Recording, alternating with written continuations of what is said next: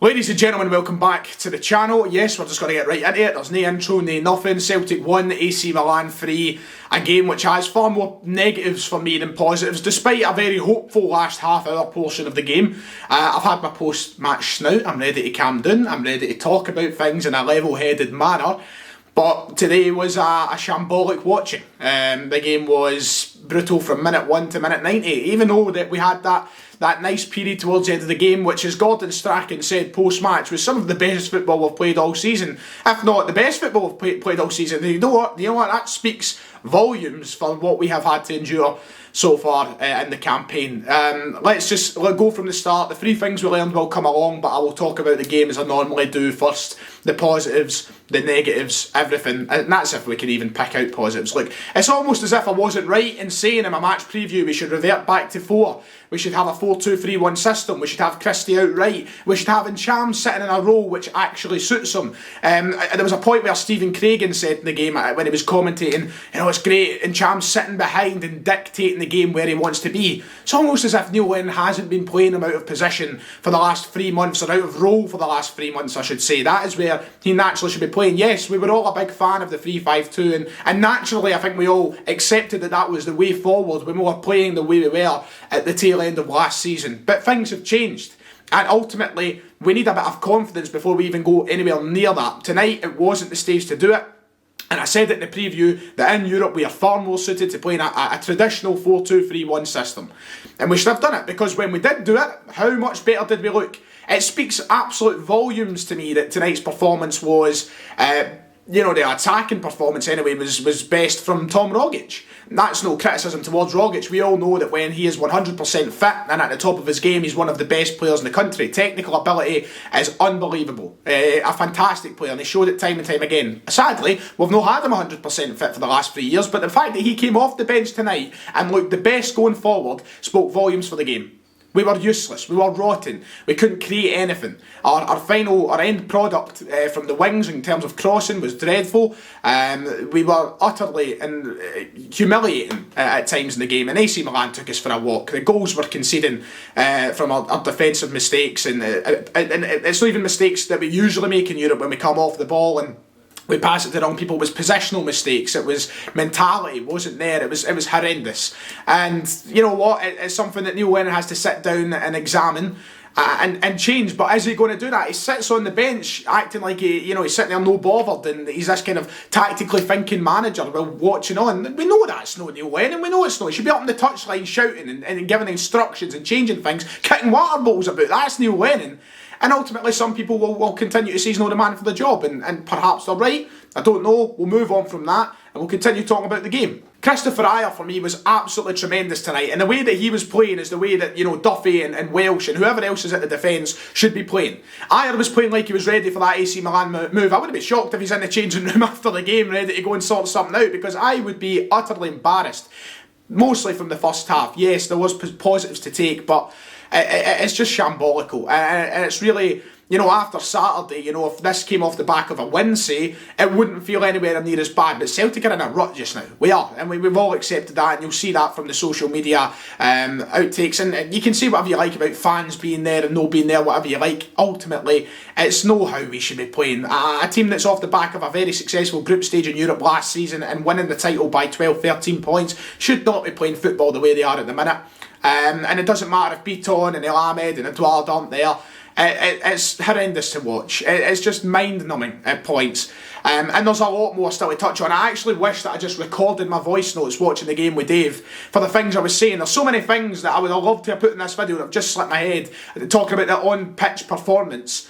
There's so much flooding now that I can't even remember. I think that moving forward, we're seeing real signs of who is willing to put in the effort on the pitch, who are the players that should be starting games, and who are players who should be getting dropped. And right now there's a few players on that park who 2-3 weeks ago, myself and others, were bigging up to be this, that and the next thing. You know who I'm talking about, and they're not showing that at the minute, that could potentially be better off sitting on the bench for a while. And there's players there who ultimately, when they're playing in roles which they should be, are showing how good they can be, and it's just honestly, I'm fed up of talking about the same mistakes tactically and formation-wise over and over and over again, because they're so evident to everybody watching the game bar one person at the moment, and that's Neil Lennon. We leave ourselves open now to a Europa League catastrophe, and I would love us to progress from the group. I don't care how many people say all that matters is the league. We're not going to pick up in domestic football without improving on nights like this. You can say what you like about Europa League no matter, and going through to the next round ultimately makes us a better team. It gives players a chance to, and it gives Neil Lennon a chance to give players minutes, and what was important from his point of view in his pre-match press conference was the fact he was getting Ayeti and Griffiths minutes in the park. We need these games, and we need to improve as a team as well. Domestically, I don't see us improving at the minute. Because I don't know if Neil Lennon's going to actually wake up and make the changes, or is he still going to be stubborn enough to go and put out the same lineup or the same formation week in, week out, which clearly isn't working. So many negatives. Right, on to the 3 things we learned, because that is the whole point in this series. We talk about 3 individual things from the game, and I'll try and keep things slightly positive, but you know, a lot of the 3 things that I feel like we've learned from this game is what we have learned over the past 3-4 weeks. So start off, first of all, Shane Duffy, my God. He's quite rightly getting the abuse on Twitter. This is someone who 2 weeks ago was the best defender in Scotland. That was the truth. He was 2 weeks ago. Apparently. Is he? Is he buggery? Tonight, absolutely rotten. Saturday, absolutely rotten. He looks clueless. He needs to get a shift on, man. There was points in the game even late on. We made it 2-1. 10 minutes to go in the game. He has the ball at the back. He's standing there, doing nothing. He's standing with the ball at his feet, head looking about, and people say, well, people should be making moves from all the rest of it. No, he's got men to his right and his left. Move the ball, drive with it, do something. I know he's not the fastest guy in the world. If he loses it, he's got to track back, blah, blah, blah. But there's no excuses for the way he's playing today. He looks like a passenger in the game. And Christopher Ajer was just levels above him. And this is someone who was meant to be coming in to help improve Christopher Ajer. Right now, Duffy should be looking to his other side and getting tips off him to improve. He looks like a fraud at the minute. And that's so sad to say, because we were all buzzing for the signing of Shane Duffy, and ultimately the majority of Celtic fans said that was the most important signing of the transfer window. Barkas will get a lot of negativity towards his performances recently, and probably a lot of that is deserved as well. But with the back line playing the way they are in front of him, I feel sorry for the abuse he has to take at times. I feel like he's not going to get confidence from his game. And all he's done is pick the ball at the back of the net, man. That's what I feel like he's been able to do. And a lot of that comes down to defensive errors. Shane Duffy tonight, absolutely dreadful. Absolutely dreadful. And does he have to be dropped? Look, Julian would have done a better job in there tonight. He would have.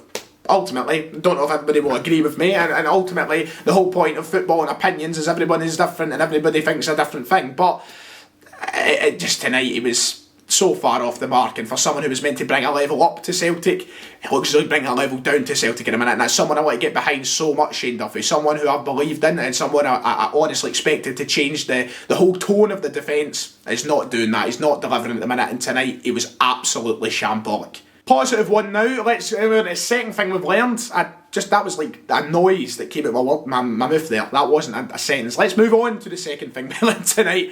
Diego Laxalt looked absolutely brilliant. I thought he was, alongside Christopher Ajer, for the people who started the game, the best player on the park. He looked good defensively and going forward. Once again, as I touched on at the start of the video, the end product does have to be better. But I did think he looked really good tonight, and it's really positive. He looked miles beyond what Greg Taylor is, and it was so frustrating that after such a good performance, one of the best performances on the park, Neil Lennon makes a change to bring Greg Taylor on, and I don't know if that comes down to fitness. Maybe Laxalt was feeling like his time on the pitch was up, maybe Neil Lennon seen that, I don't know, but it's so good that we took him off for Greg Taylor, who'd done nothing when he came on the park. A lot of positivity from his performance, and I think moving on he's only going to get better. And the real positive, of course, is just the fact that we know we have got a better player than Greg Taylor there now in that position. And that's what we set out to do by making the signing of Laxalt, or any left back who we managed to pick up at the end of the transfer window. So I've got a very positive image of him coming into the team now, and just making that area a lot better equipped for these games in Europe and domestically.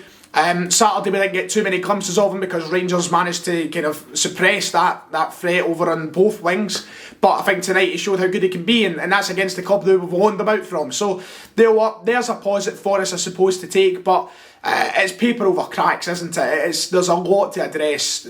When you talk about the positives, they're not really feel-good positives at the minute, they're not. And finally, I'm just going to end off with something that I've already touched on. 4-2-3-1 has to come back. We look better playing it. At the moment, I don't think the 3-5-2 is working. I don't even have to say I don't think. It's not working. And Neil Lennon has to start playing these players in the right roles. That's something we've been saying from the start of the season. So what's the point wasting time talking about it? It's easily spotted. Everybody knows it. We need players fit. It'll be good when Eduardo's back, and I suppose he'll bring a lot more positivity to the team. I think he's going to look $40 million. I'm joking, but I think he'll look $1 million back in that team if he comes back and plays even 60% of what he can do. Because right now we need it. And him playing up front with Christie, even Rogic now, who I think deserves to start games in behind him. I think it's a system that will start to deal some damage if we manage to get the confidence back in our game. We really lack it at the minute.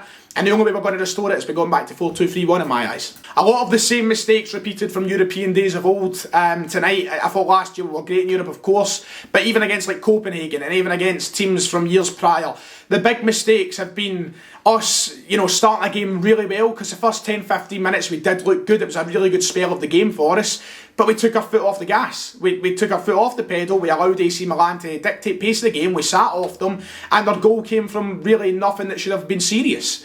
Another ball delivered in. Our defending from crosses and set pieces has been woeful, and that's the story of Europe. We start so well, we look promising, and then there's just like that flick of mentality which takes everything away that we've started with. It raises all the good things in the game, and ultimately just makes it a tough watch. So there's so much to work on the training ground. We need to reply back now on Sunday against Aberdeen with a massive win. Neil Lennon is going to be feeling the pressure, and if he doesn't get things together soon, he will be out. He will be. That's the reality. I know a lot of people might not believe in Peter Law on the board, whoever makes the decisions to make that decision, but I think it will come, because right now it's not a happy camp between fans. Anyway, I don't know what it's like back at the training ground, but it's not happy here. Get Rogic in that team on Sunday. Get players over the park who are going to be actually fighting and playing in positions they should be in, roles they should be. Even Christie on the right. He's not a right winger, he should be playing there, but he was still good, and we should have started with that. We missed James Forrest. I know, man, it's crazy to think that we miss him as much as we do at the minute. But aye, that's it. That's my 3 things we've learned. That's my review of the game. There's a lot of things I feel like I have missed out that I would love to cover, that I spoke about during the game with David. But, to squeeze it all in under 15 minutes is a hard task. So that'll have to do for now. Let me know your thoughts and such in the comments. It's going to be a negative one again. But aye, here we go. Rant and raving as we usually do. Like and subscribe. See you all next time.